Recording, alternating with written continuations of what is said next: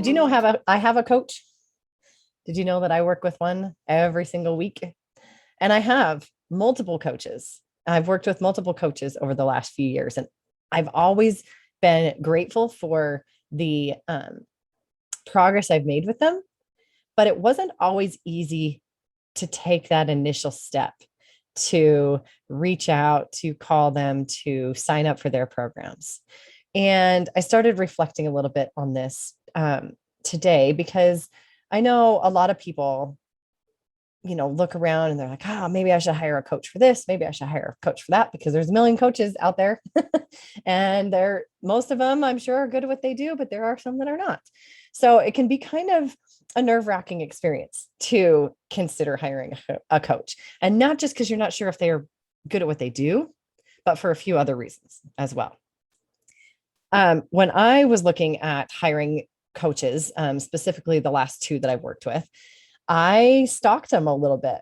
I got on their email list. I listened to their podcast. I joined their Facebook groups, and I really tried to get a sense of who they were, their messaging, what they could offer me, if it would work for me, and if they were the real deal, which I think is the most important thing, to get to know that person through their content, to make sure that they're going to be the right person for you and that you can trust them, because that's a big part of the coaching process is trust, isn't it? And it can be scary. It can be scary to put your trust in someone, not just because you're not sure if they'll do what they're going to do, because I figured that out by following them, but also because it's scary to be vulnerable. It's scary to admit that you need help with stuff, especially if you're like me and you're very proud of how much you can do on your own without anyone else's help, because I'll do it myself.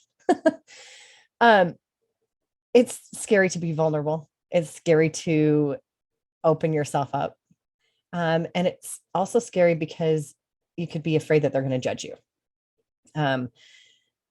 We're hard enough on ourselves about our flaws and our places where we can grow. So it's even harder to have someone that you think is going to judge you. But I've never been judged by my coaches. I've only been helped. And I've never judged a client. And I don't judge my friends either. So if we are out together and you want to have a cheeseburger, have at it. Know that I will not be judging you, and I will be cheering you on because you're doing whatever you want to do for you. If you want advice, I'm happy to give it, but I'm not going to judge you. And I certainly don't judge my clients.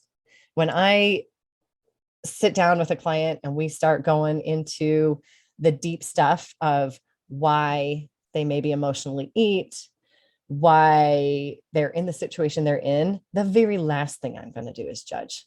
I am here to help and to love you through it and to help you love yourself through it. That's the important part. I also was scared when I was looking at hiring a coach of being told that I was doing stuff wrong, which sounds so silly, right? Because that's why you hire a coach. But our pride is a tough one, and our egos can sometimes get in the way.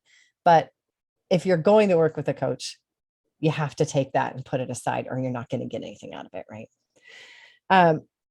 When I finally had gotten the courage and I was, okay, I'm going to sign up for her program. I'm going to work with her. I'm going to reach out. I typed the message and then deleted it. And I did it a couple of times. So if you're in this situation and you've done that, I get you. Hit send, because nothing changes until you hit send. You have to hit send. But obviously something did change because I eventually did hire my coaches. So what changed? What flipped the switch was both times that I reached out to those coaches. When I finally did reach out, both conversations, they reassured me in that conversation that it was going to work. They reassured me that if I did what they said to do, I would get the changes I was seeking. And that's something I've passed on to my clients. I always guarantee my clients that if they do what I say, the way that I say, they will get the results, or I will continue working with them until they do. Because sometimes we don't get it right the first time. Most of the time we do. But if you do the work, if you do all the things and you do them consistently, that's the big deal. You will see the change. And if you don't, I'm here until you do. And that's what they told me. So I knew I could trust them. I knew I could, believe in their system, and that they wouldn't let me fail. And that's the biggest thing, is once you put yourself out there, part of the reason we don't is because we're scared to fail, right? But if you have a coach that's saying, hey, I've got you, I will not let you fail, it's so much easier.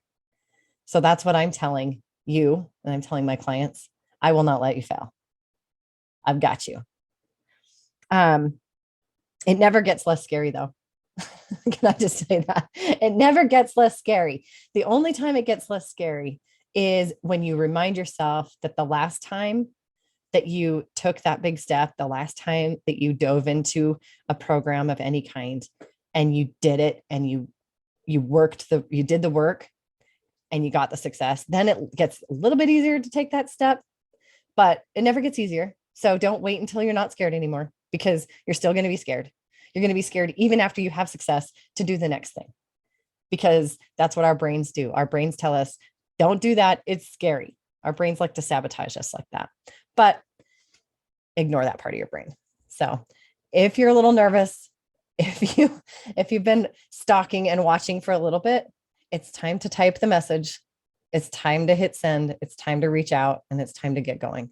So shoot me that DM and let's get going.